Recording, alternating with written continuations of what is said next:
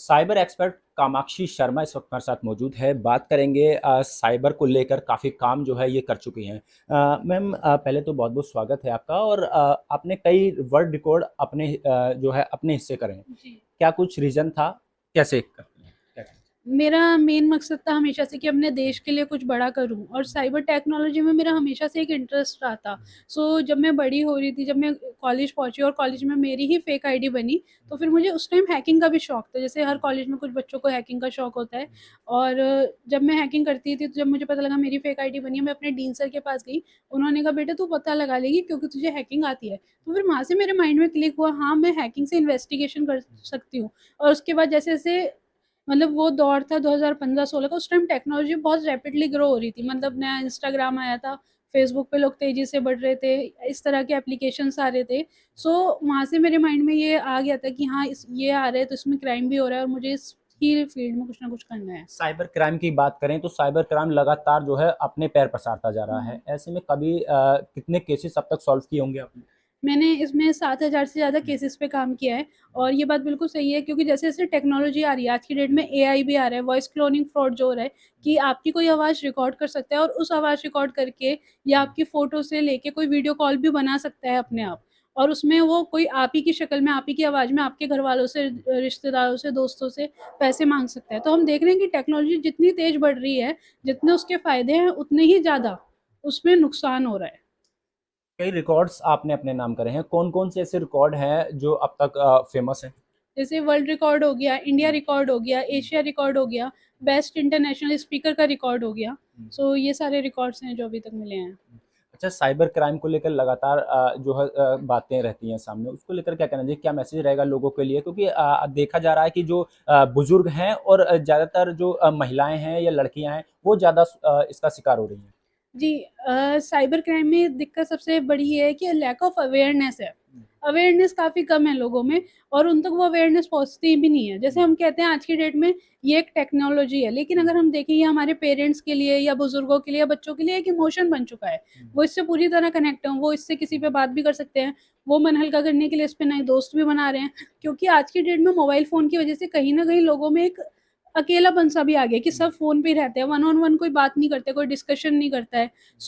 मेरा मानना यही है कि ये चीज़ भी एक इमोशनल अवेयरनेस के थ्रू ही चेंज हो पाएगी। काफ़ी लोगों को ट्रेनिंग भी आपने दी है, तो कौन-कौन लोग थे जिन लोगों को आपने ट्रेनिंग दी है? मैंने इस सफ़र में पुलिस ऑफ़िसर्स को, आईपीएस को, आईएएस को और आपके Dubai police, Sri Lankan police, international police में भी मैंने काफ़ी ट्रेनिंग्स दी हैं।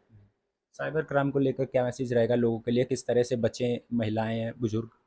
जी, सबसे पहले तो आप इसमें जितना अवेयर हो सकता है उतना अवेयर रहिए, अप टू डेट रहिए। अब जैसे कि हम कह रहे हैं कि दिवाली आ रही है, तो दिवाली पे भी आप देखेंगे बहुत सारी फेक वेबसाइट्स हैं जो कहती हैं कि आपको आईफ़ोन मिल जाएगा मात्र 15,000 रुपए में, या ये सारी चीज़ें हैं।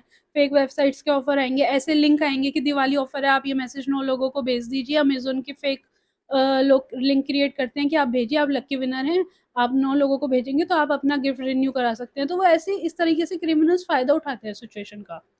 जॉब ऑफर्स भी आपको तरह-तरह के मिले हैं बाहर से भी, और उसके लिए बात करेंगे तो क्या रीज़न रहे कि आपने ऐसे क्या करना चाहती हैं आगे?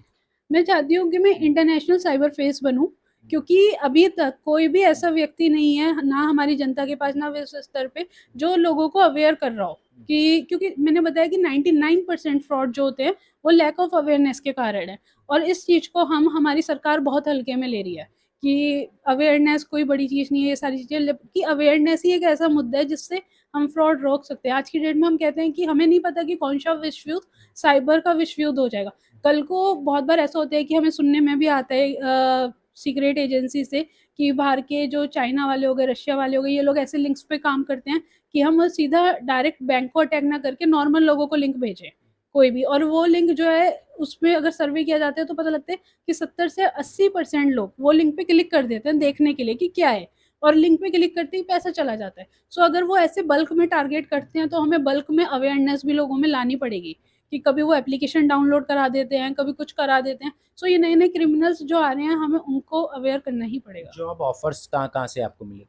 मुझे गूगल से मिले थे, बहुत बहुत सारी एमएनसीज़ हैं, हुँ। फेसबुक हो गया और बड़ी सारी एमएनसीज़ हैं जो जॉब ऑफर्स गृह देती हैं। मंत्रालय से भी आपको ऑफर था?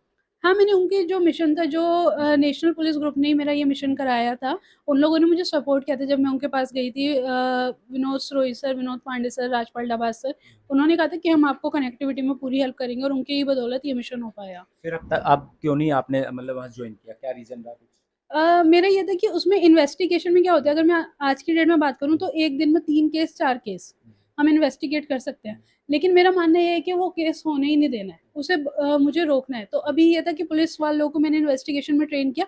अब जो मेरा नेक्स्ट टारगेट है, अगला टारगेट है, वो है यूथ। इसीलिए मैं आज आपके माध्यम से भी ये कहना चाहूँगी कि मैं चाहती हूँ कि मैं 108 ऐसे सेमिनार्स करूँ स्कूल में, कॉलेजेस में, यूनिवर्सिटीज़ में, साइबर अवेयरनेस के ऊपर, ताकि अवेयरनेस ज़्यादा से ज़्यादा फैले। कितने लोगों को कितने केसेस अब तक जो है आप सॉल्व कर चुकी होंगी?